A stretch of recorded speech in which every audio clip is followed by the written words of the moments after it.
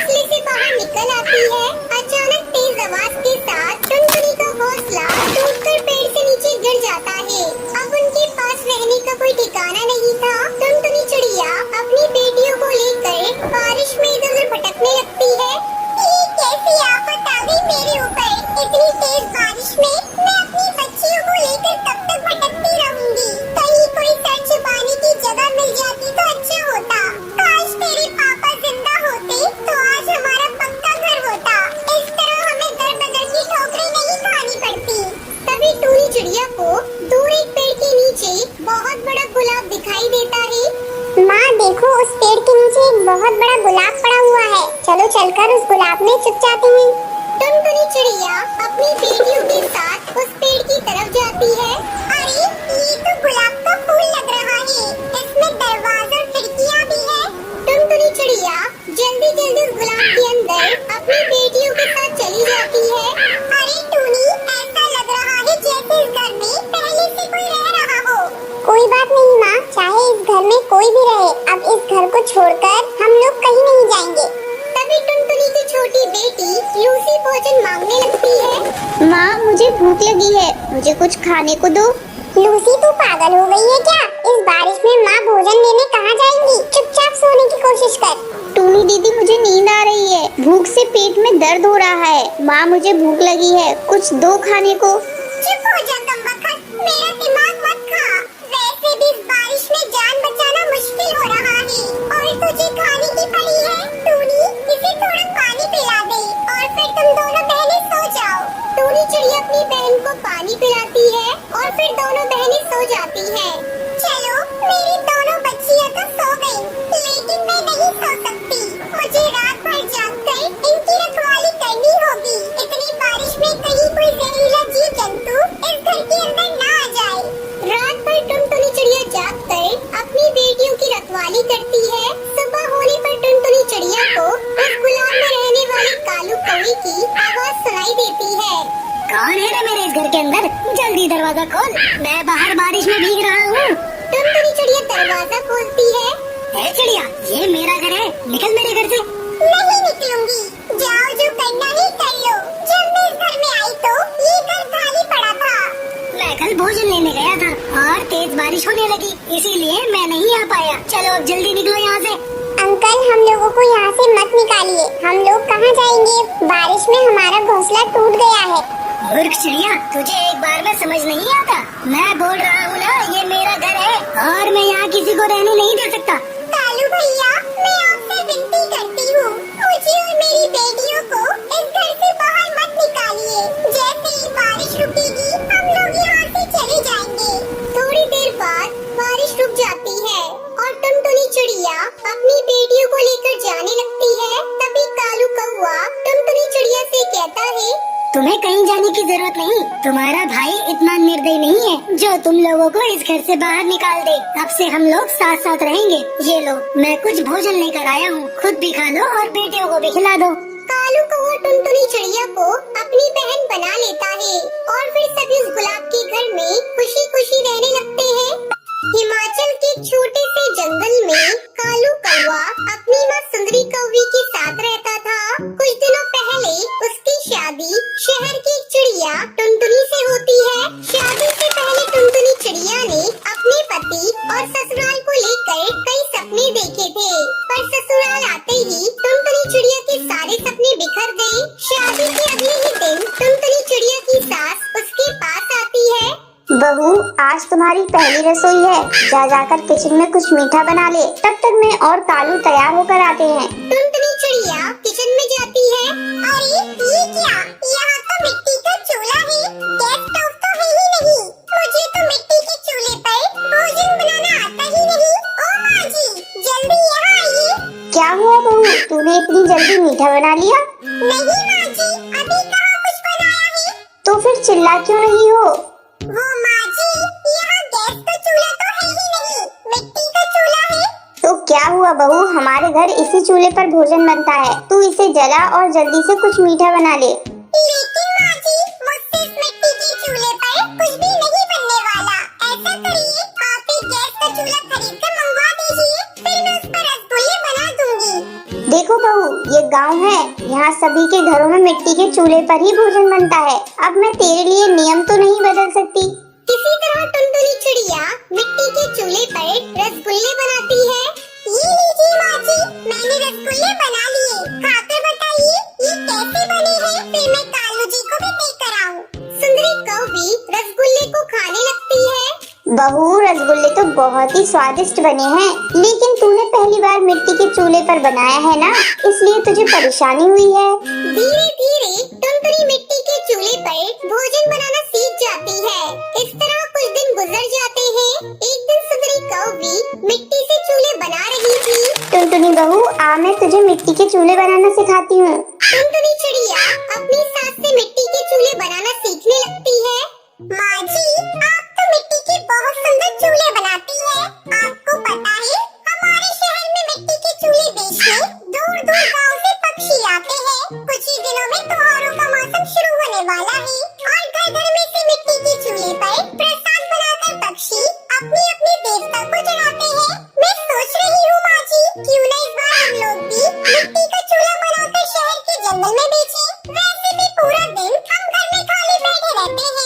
बहू तेरी बात में तो दम है। अगर हमें ऊपरी कमाई हो जाती है तो घर चलाने में कालू की भी मदद हो जाएगी। फिर दोनों सास बहू मिलकर मिट्टी के बहुत सारे सुंदर सुंदर चूल्हे बनाती है और उन्हें अच्छी तरह से धूप में सुखाकर शहर के जिंद में बेचने के लिए ले जाती है। चूल्हे ले लो चूल्हे, मिट्टी के सुंदर टिकाऊ चूल्हे, चूल्हे ले लो चूल्हे। तभी टूनी चिड़िया उनके पास आती है। बहन एक कितने में दे रही हो? अगर तुम्हारे दाम सही हुए तो मैं तुमसे 2 चूल्हे खरीदूंगी। वैसे यहाँ सभी पक्षी 100 रुपए में चूल्हा बेच रहे हैं, लेकिन मैं आपको 100 रुपए में 2 चूल्हे दे दूंगी। ठीक है, मुझे 2 चूल्हे दे दो। इस तरह टुनटुनी चिड़िया और सुंदरी कौवी के बनाए हुए मिट्टी के चूल्हे कुछ ही घंटों में सारे बिक जाते हैं। देखा माँ जी, हमारे बनाए हुए मिट्टी के चूल्हे सबसे पहले बिक गए। लेकिन बहू हमने चूल्हे के दाम बहुत कम रखे हैं। कोई बात नहीं माँ जी, जैसे जैसे हमारे ग्राहक बढ़ेंगे वैसे वैसे हम चूल्हे के दाम थोड़े थोड़े बढ़ा देंगे। ये सब तेरी वजह से हुआ है बहू। अब जल्दी घर चल, हमें कल बेचने के लिए मिट्टी के चूल्हे भी बनाने हैं। फिर दोनों सास बहू घर जाती है और मिट्टी के चूल्हे बनाने में लग जाती है। इस तरह मिट्टी के चूल्हे बेचकर दोनों सास बहू बहुत खुश होती है और खुशी खुशी रहने लगती है। तो ये थी आज की कहानी। आज का सवाल ये है, टुनटुनी अपनी सास को क्या बनाकर खिलाती है? अगर आपको पता है तो कमेंट करके जरूर बताएं। वीडियो अच्छी लगी हो तो इस वीडियो को लाइक और शेयर करना ना भूलें। कड़कनाथ सेठ का जंगल में अच्छा कारोबार था। उसके घर में रुपए पैसे धन दौलत की कोई कमी नहीं थी। कड़कनाथ सेठ आजकल अपने इकलौते बेटे कालू कौवे के लिए एक सुंदर सी चिड़िया ढूंढ रहा था। एक दिन कड़कनाथ सेठ के दरवाजे पर दस्तक होती है। दरवाजा खोलने पर कड़कनाथ सेठ को एक सुंदर सी चिड़िया दिखाई देती है। हाँ हाँ कहो बेटा, किससे मिलना है? अंकल जी, क्या आप कुछ देर के लिए मुझे अपने घोंसले में रुकने के लिए जगह दे सकते हैं? एक दुष्बाज मेरे पीछे पड़ा है। मेरे पिता ने एक बात से कुछ कर्ज ले रखा था। कर्ज चुकाए बिना ही मेरे पिता का देहांत हो गया है। जब से मेरे पिता की मौत हुई है तब से वो बात मुझ पर शादी करने का दबाव बना रहा है। मैं उस दुष्ट से शादी नहीं करना चाहती हूँ। किसी तरह से अपनी जान बचाकर यहाँ पर आई हूँ। प्लीज मुझे उस बात की गंदी नजर से बचा लीजिए।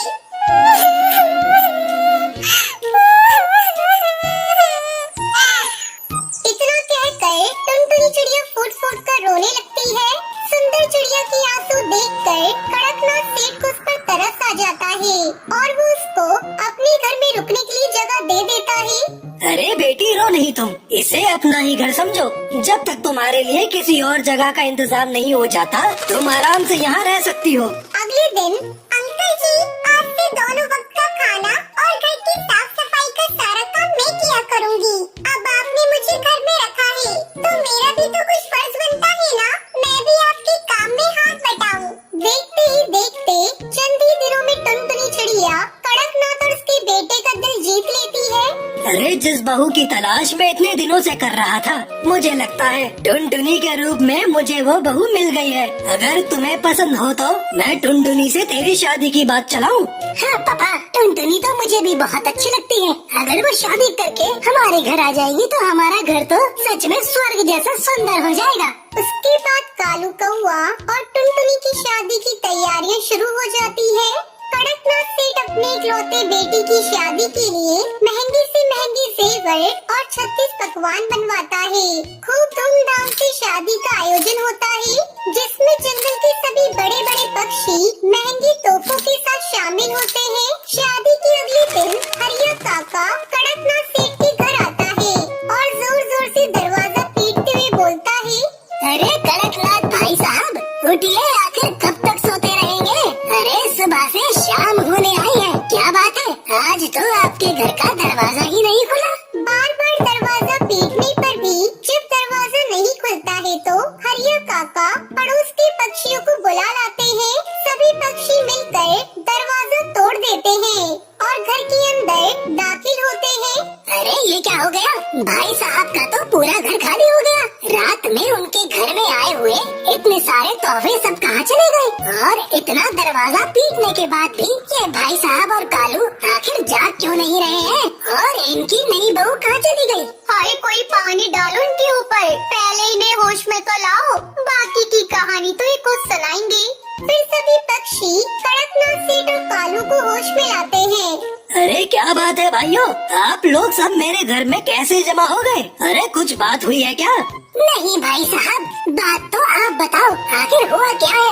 आप दोनों बाप बेटे बेहोश क्यों पड़े थे और आपकी बहू कहाँ गई? आपका पूरा घर भी खाली पड़ा है। अपने घर की हालत देखकर और अपनी बहू टुनटुनी को यूँ गायब देखकर वो दोनों सारा माजरा समझ जाते हैं और सिर पकड़कर रोने लगते हैं।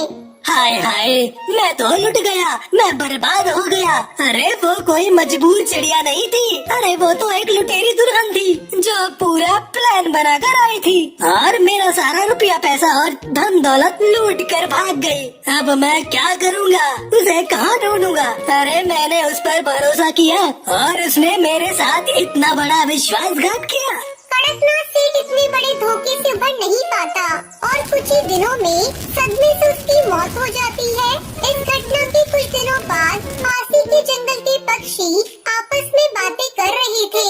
अरे दोस्तों, क्या आज ये अखबार पढ़ा? अरे ये देखो, आज के अखबार में क्या खबर छपी है? शहर से आए हुए एक करोड़पति कबूतर को गांव की सीधी सादी सी चिड़िया की जरूरत है। ना कोई दहेज, ना कोई बंधन, बस सादगी से शादी करके अपने साथ शहर ले जाना चाहते हैं। अरे भाई, पूरे जंगल में ये खबर फैला दो। अरे क्या पता हमारे जंगल के किसी पक्षी का भविष्य ही संवर जाए। देखते ही देखते बंटी कबूतर से जंगल की सभी चिड़ियाएं मिलने आने लगती है। बंटी कबूतर सभी चिड़ियाओं में से सुंदर सी चिड़िया को पसंद कर लेता है, जिसका नाम टूनी होता है। शादी वाले दिन फेरों के समय बंटी कबूतर सभी पक्षियों से कहता है, पक्षियों, आज मैं बहुत ही खुश हूँ। मेरे पास धन दौलत रुपए की कोई कमी नहीं है। मैंने जीवन में बहुत रुपया कमाया है। बस एक सुंदर और सुशील जीवन साथी की जरूरत थी, जो कि टूनी से मिलने के बाद पूरी हो गई है। आज से मेरी सारी संपत्ति की आधी मालकिन मेरी पत्नी होगी। वैसे तो मेरा इस दुनिया में कोई नहीं है, लेकिन फेरों से पहले मैं चाहता हूँ कि मेरा इकलौता भाई जो अभी शादी में पहुँचा है, वो पहले मेरी दुल्हन को देख ले, उसके बाद ही मैं फेरे लूंगा। उसके बाद बंटी कबूतर का भाई कालू आकर दुल्हन बनी टूनी का चेहरा देखता है। अरे मैं तो मर गई। इतना कहकर टुनटुनी चिड़िया वहाँ से भागने लगती है। अरे भाग क्या रही हो मेरी प्यारी दुल्हनिया? और कितने नाम बदलोगी? अब तुम खुद अपनी कहानी सुनाओगी या मैं सुनाऊं? उसके बाद बंटी कबूतर सभी पक्षियों को टुनटुनी के बारे में बताता है। पक्षियों, ये जो दुल्हन टूनी है, इसका नाम कोई टूनी वूनी नहीं है। ये एक लुटेरी दुल्हन है जो अमीर और पैसे वाले पक्षियों को पहले ढूंढती है और फिर उनसे शादी करने का ढोंग रचाती है। उसके बाद शादी की रात को पूरे परिवार को बेहोशी की दवा खिलाकर सारा रुपया और पैसा लेकर वहाँ से रफू चक्कर हो जाती है। इस लुटेरी दुल्हन ने मेरे बचपन के दोस्त कालू कौवे को भी ऐसे ही फंसाया था, जिसके कारण उसके पिता इस दुनिया को छोड़कर चले गए। बस तभी से मैंने इस लुटेरी दुल्हन को पकड़ने का निश्चय किया और अखबार में एक विज्ञापन निकाला। मैं जानता था कि ये जरूर मुझसे शादी करने के लिए आएगी। बस इस तरह मैंने योजना बनाई और इस लुटेरी दुल्हन को सबके सामने ले आया। बंटी कबूतर की बात सुनकर सभी पक्षी उस लुटेरी दुल्हन को पुलिस के हवाले कर देते हैं। बाद में कालू को उसके घर से अपना लूटा हुआ रुपया और जेवर भी वापस मिल जाता है। फिर वो अपने दोस्त बंटी कबूतर के साथ खुशी खुशी रहने लगता है। हेलो दोस्तों, थैंक यू। ऐसे वीडियो देखने के लिए चैनल को सब्सक्राइब करें और अपने प्यार मोहब्बत दिखाएं। Thank you so much.